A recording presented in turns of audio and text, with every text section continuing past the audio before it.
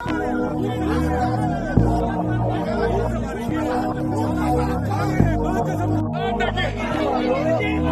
की राजधानी पटना स्थित पीएमसीएच में मुजफ्फरपुर की दलित नाबालिग रेप पीड़िता की मौत के बाद सूबे में गुस्से और आक्रोश का माहौल है। पीड़िता की मौत को लेकर जहां राज्य की स्वास्थ्य व्यवस्था पर सवाल खड़े हो रहे हैं, वहीं विपक्षी दल इस मुद्दे को लेकर सरकार पर हमलावर हैं। इसके बाद ही कांग्रेस कार्यकर्ता बिहार के स्वास्थ्य मंत्री मंगल पांडे के आवास पर पहुंचे। यहां वो उनके आवास का घेराव कर नारेबाजी करते हुए नजर आए।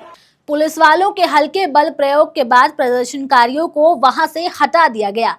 कांग्रेस से लेकर के राष्ट्रीय जनता दल तक इस मामले को लेकर सरकार को घेर रही है और इसे मानवता की हत्या बता रही है।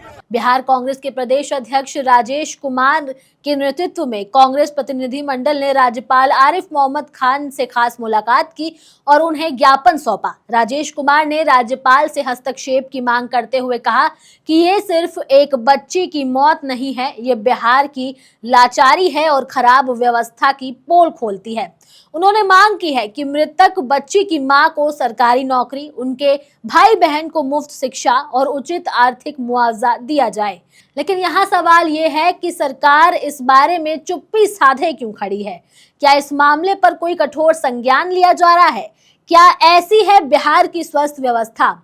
इन सभी सवालों का जवाब देंगे, लेकिन उससे पहले आप हमारे चैनल द हिंदी टॉप को सब्सक्राइब कर लें, बेल आइकन दबाना ना भूलें ताकि आप तक पहुंचे हर खबर सबसे पहले। राजेश कुमार ने राज्यपाल को बताया कि पीड़िता के साथ पहले रेप हुआ, फिर उस पर बर्बर हमला किया गया और जब उसे अस्पताल ले जाया गया तो वहां घंटों तक एम्बुलेंस में इंतजार कराया गया। ये केवल सिस्टम फेल नहीं है बल्कि एक बड़ी लापरवाही का प्रमाण है। कार्यकर्ताओं ने जिस तरह से स्वास्थ्य मंत्री के खिलाफ जमकर नारेबाजी की और उनके इस्तीफे की मांग की, इसे देखकर लगा कि अब चुप नहीं बैठा जाएगा। बढ़ते विरोध के बीच बिहार के डिप्टी सीएम सम्राट चौधरी ने इस मामले में बड़ा बयान जारी करते हुए कहा है कि सरकार दोषियों को किसी भी हाल में नहीं छोड़ेगी।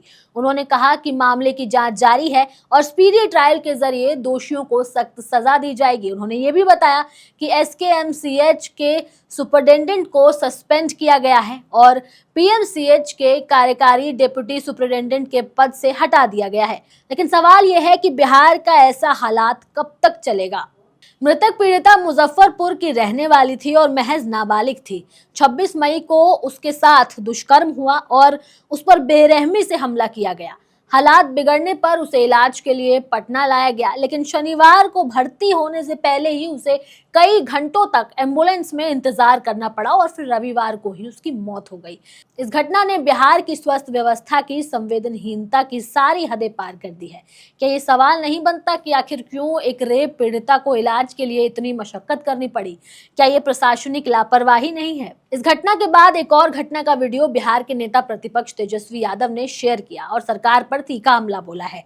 उन्होंने गया जिले का एक वीडियो साझा किया जिसमें एक डॉक्टर को पेड़ से बांध करके पीटा जा रहा है।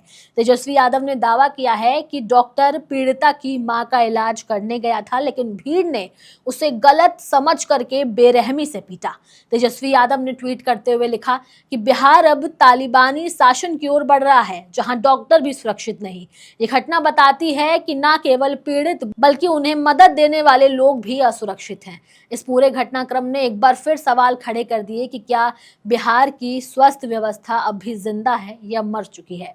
जहां एक रेप पीड़िता को घंटों एम्बुलेंस में इलाज का इंतजार में बैठाया जा रहा है और डॉक्टर को मदद करने पर पेड़ से बांध कर पीटा जाए, वहां की व्यवस्था को क्या कहा जाएगा? पिछले कई सालों में बिहार के अस्पतालों में व्यवस्था, डॉक्टरों की कमी, संसाधनों की बदहाली और मरीजों को इधर उधर भटकते देखना आम सी बात हो गई है।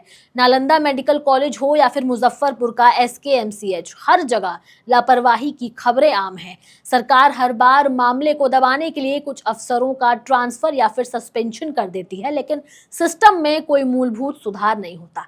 सवाल यह है कि जब तक ऐसी घटनाएं होती रहेंगी तब तक क्या केवल बयान और जांच की बात होती रहेगी? आखिर कब सरकार को होश आएगा? एक तरफ बच्चियों के साथ दुष्कर्म हो रहे हैं, उनकी मौतें हो रही हैं, दूसरी तरफ अस्पतालों में इलाज के नाम पर मजाक। इस व्यवस्था को अब जवाबदेह बनाना होगा। अगर सरकार आज नहीं चेती तो कल को और भी बच्चियां इलाज की बाट जोहते हुए दम तोड़ देंगी और सिस्टम बस देखता रहेगा। अब इस पर आप लोगों की क्या राय है, आप हमें कमेंट करके जरूर बताइए। आपके जवाब का हमें इंतजार रहेगा। मैं आपके साथ तनु चतुर्वेदी, कैमरे के उस पार मेरा साथ दे रहे थे मेरे साथी शिव कुमार।